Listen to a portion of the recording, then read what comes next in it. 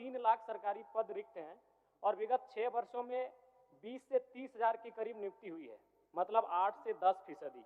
अगर इस गति से नियुक्ति हुई तो इन पदों को भरने में लगभग 15 से 17 वर्ष। सरकारी संकल्प का विषय था जो सरकारी पद रिक्त हैं उनकी भरपाई को लेकर, जो परीक्षाएं आयोजित होती हैं वो कदाचार मुक्त हों, एक निश्चित कैलेंडर के आधार पर परीक्षाएं हों, और साथ ही साथ जो 75% निजी कंपनियों में आरक्षण का प्रावधान है जो लंबित है उस पर विशेष निगरानी समिति गठन करते हुए उसमें हमारी जीत कैसे हो। लेकिन जो उत्तर आया है अध्यक्ष महोदय, बिल्कुल गोल गोल घुमा हुआ उत्तर है।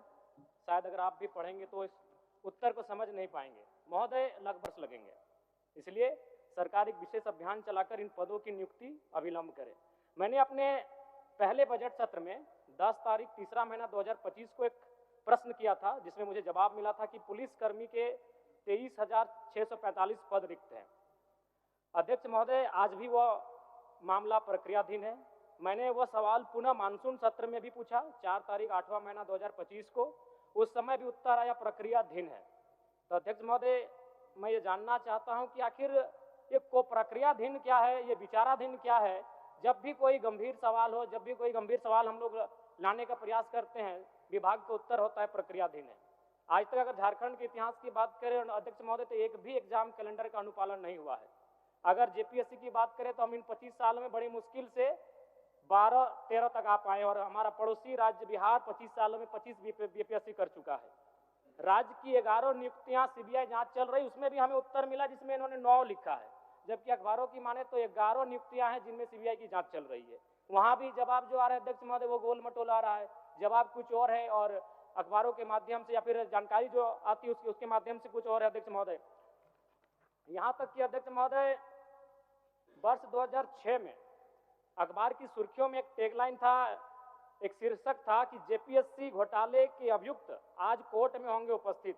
इनमें जो नाम थे वो एसपी, डीएसपी, एडीएम और टीओ जैसे अधिकारी थे। यहीं तक एक छात्र ने यहां तक कहा था, इन व्यवस्थाओं से दुखी होकर क्यों ना मैं नक्सली बन जाऊं। इसलिए आज मैं स्पष्ट उत्तर चाहता हूं, और चूंकि माननीय वित्त मंत्री उनका एक बयान भी था कि हम लोग 4 वर्षों में जो भी लंबित हैं, जो भी पद रिक्त हैं उनकी भरपाई कर लेंगे, और बिल्कुल मैं उनका उस आश्वासन का भी आदर करता हूं। लेकिन आज मैं आज स्पष्ट उत्तर चाहता हूं मंत्री महोदय से, जो भी मेरा उत्तर देंगे कि जो पद रिक्त है लगभग 2,87,000 हैं, उनकी भरपाई कब तक हो जाएगी। माननीय मंत्री जी। अध्यक्ष महोदय, हम लोग ने बड़ी स्पष्ट जवाब दिया है माननीय सदस्य का विस्तार के संदर्भ। 24/12/2021 को झारखंड के निजी क्षेत्र में स्थानीय उम्मीदवारों को नियोजन अधिनियम 2021 प्रचारित किया गया है, जिसके माध्यम से झारखंड राज्य में नियोक्ता द्वारा निजी क्षेत्र में स्थानीय उम्मीदवारों को 50% आरक्षण देने का मामला। लेकिन WP 5688/2024 के मामले में माननीय उच्च न्यायालय रांची द्वारा दिनांक 11/12/24 को पारित न्यायाधीश की खंडिका 6 द्वारा तत्काल रोक लगा दिया गया, जो अभिभावक के माध्यम से उन्होंने पूछा है सरकार पर। और वित्त विभाग के पत्रांक के द्वारा 4/12/25 द्वारा वित्त विभाग के COBT पोर्टल के उपलब्ध ये फाइनेंशियल 25-26 के अनुसार वर्तमान राज्य में अधिकारी कर्मचारियों का नामांकित कुल संख्या 3,49,406 तथा उसके विरुद्ध कार्यरत बरकुल 188,520 संसूचित है।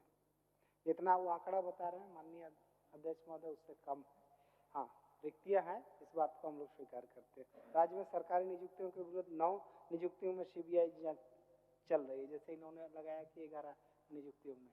तो इस तरीके से राज्य सरकार, और एक मामला इन्होंने उठाया कि विधायकों की समिति बने, उसके कम से कम 5 विधायकों की समिति बनाई जाए जो इन गंभीर विषयों पर निगरानी रखे, इनका मामला था। लेकिन राज्य सरकार के पास में सरकारी रिक्त पदों को लेकर के इस तरह का कोई मसला अभी लंबित नहीं है, ये बात को भी हम लोग ने स्पष्ट कर दिया। और सरकार पारदर्शिता से सभी रिक्तियों पर नियुक्तियां करा रही है और नियुक्तियां बांट भी रही है। अभी हाल के दिनों में भी 10,000 के लगभग नियुक्तियों के लिए बांटा गया, और भी प्रक्रियाधीन अभी CGL वाला भी परीक्षा प्रकाशित करने का कोर्ट ने निर्देशित किया, उसमें भी बहुत लोगों को होगा। इस तरीके से अन्य रिक्तियों को भरने के लिए सरकार प्रयासरत है और हम लोग चाहते हैं कि 1 साल के अंदर में 26,000 से अधिक नियुक्तियां सरकार ने की है, आने वाला दिन में करेगी। हम विश्वास दिलाते हैं माननीय सदस्य को कि पारदर्शिता से सरकार काम करेगी और उन नस्लों को सरकार गंभीरता से लेगी। माननीय सदस्य इस चीज़ों को उठाने का प्रयास। माननीय सदस्य से मेरा आग्रह होगा कि अपनी अविस्तार को वापस। अध्यक्ष महोदय, मंत्री महोदय ने भी केवल जो विभाग से उनको उत्तर मिला उसे पढ़ के सुना दिया। अगर आप कहें तो हम भी पढ़ के सुना सकते हैं कि 11 कौन सी नियुक्तियां हैं जिनमें जांच हो रही है, जांच एजेंसियों की निगरानी में है। वो उत्तर उनको लिख के दिया गया है 9, वो भी बोल रहे हैं 9। और ठीक है, उन्होंने कहा कि 1 वर्षों में जो 25 से 30,000 की नियुक्तियां का जो मामला है वो आश्वासन दें कि उनकी भरपाई 1 वर्षों में हो जाएगी। वो कहें कि वो आश्वासन दे रहे हैं कि 1 वर्ष में, यानी आज की तारीख से ठीक आज की तारीख तक 25 से 30,000 पदों की भरपाई होगी। मंत्री महोदय आश्वासन दें। माननीय मंत्री जी, हमने कहा कि विगत से अभी तक 1 साल के अंदर में 26,000 के लगभग नियुक्ति हो गई है, चाहे सरकारी या गैर सरकारी क्षेत्रों में। मैंने ये कहा है और अन्य रिक्तियों पर भी गंभीरता से सरकार नियुक्तियां करेगी, हर प्रक्रिया इसको पारदर्शिता से करेगी। यही मैं बताना चाह रहा हूं। अध्यक्ष महोदय, नहीं, सवाल अभी खत्म नहीं हुआ। अध्यक्ष महोदय, मेरा इसमें और एक था कि राज्य सरकार ने 2022 में एक जो नियम निर्धारण किया था कि निजी क्षेत्रों में भी 75% आरक्षण की व्यवस्था की जाएगी, और लगभग 2 सालों तक वो व्यवस्था रही।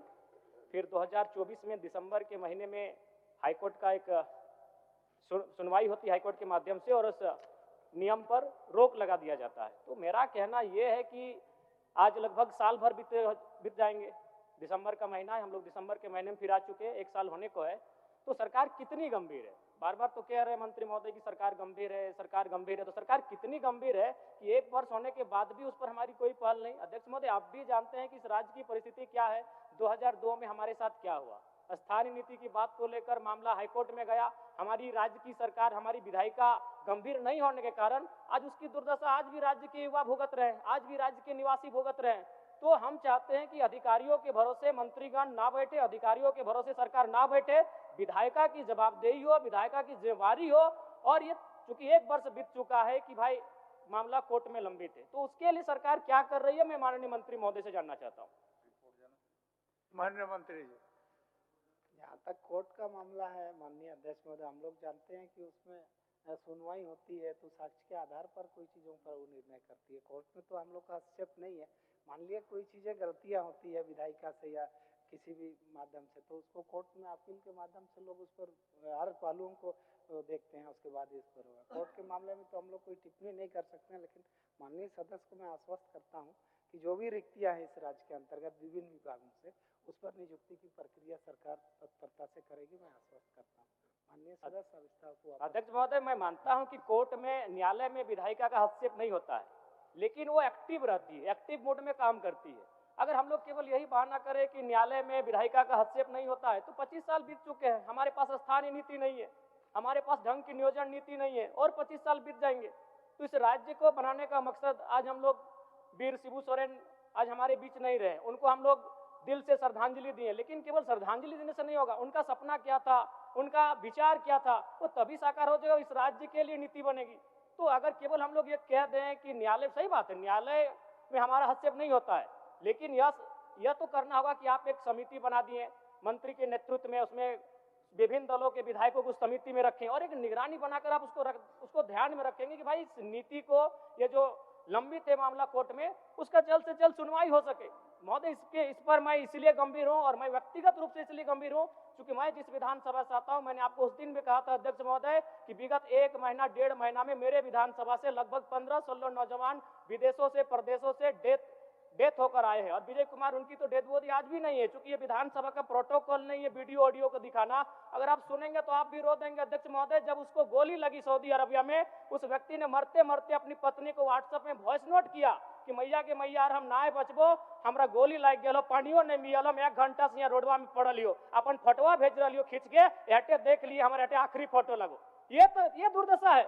इसलिए केवल प्रक्रियाधीन है, विचाराधीन है, इस बात को लेकर कौन संतुष्ट होगा अध्यक्ष महोदय? एक नहीं। और अगर मैं बगोदर को जोड़ लूं, बिशुनगढ़ को जोड़ लूं, बरकट्ठा को जोड़ लूं, पीरटाड़ को जोड़ लूं, टुंडी तोपचाची को जोड़ लूं, अगर गोमिया नावाडी को गोमिया को जोड़ लो तो लगभग मैंने डेटा निकाला अध्यक्ष महोदय 70-74 नौजवानों का डेथ विदेशों में और अन्य राज्यों में क्यों हुआ? वो रोजगार की तलाश में गए थे, वो अधिकारी बनने नहीं गए थे, वो इंजीनियर डॉक्टर वकील बनने नहीं गए थे, वो मजदूर बनने गए थे और मजदूर बनने के क्रम में वहां वो मर जाते हैं। ये हमारे राज्य का दुर्भाग्य है। इसीलिए मैं चाहता हूं कि इन मुद्दों पर राज्य सरकार गंभीर रहे, इसीलिए मैं चाहता हूं कि इन मुद्दों पर माननीय मंत्री गंभीर रहे और एक समिति का निर्माण करे और बिल्कुल वो निगरानी में रखे। न्यायपालिका अलग होती है, विधायिका अलग होती है, लेकिन वो निगरानी रख सकती है। इसलिए मैं आग्रह करता हूं कि वो आश्वस्त करे कि ये जो मामला कोर्ट में लंबित है उसमें राज्य सरकार गंभीर होकर उसको निगरानी में रखेगी।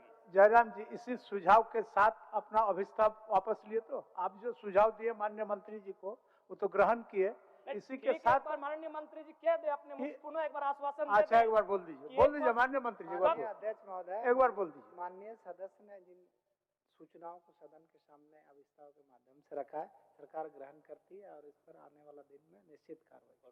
ठीक है ठीक है अध्यक्ष महोदय, मैं इस विश्वास के साथ कि जितने भी रिक्त पद हैं उनकी भरपाई ससमय होगी, जो भी कैलेंडर सरकार के द्वारा निर्धारित किए जाएंगे उनका अनुपालन होगा, जो लोग अगर परीक्षाओं में कदाचार होता है और जो दोषी होते हैं उन पर कार्रवाई होगी, और साथ ही साथ जो 75% निजी कंपनियों में भी आरक्षण का मसला है उस पर सरकार गंभीरता पूर्वक निगरानी करते हुए उसमें हमारी जीत कैसे हो और 2002 में हमारे साथ जो हुआ है वो घटना, वो पुनरावृत्ति दोबारा दोहराई ना जाए, ये कार्य सरकार करेगी। मैं इसी विश्वास के साथ, इसी उम्मीद के साथ अपने अभिस्ताव प्रस्ताव को वापस लेता हूं। धन्यवाद।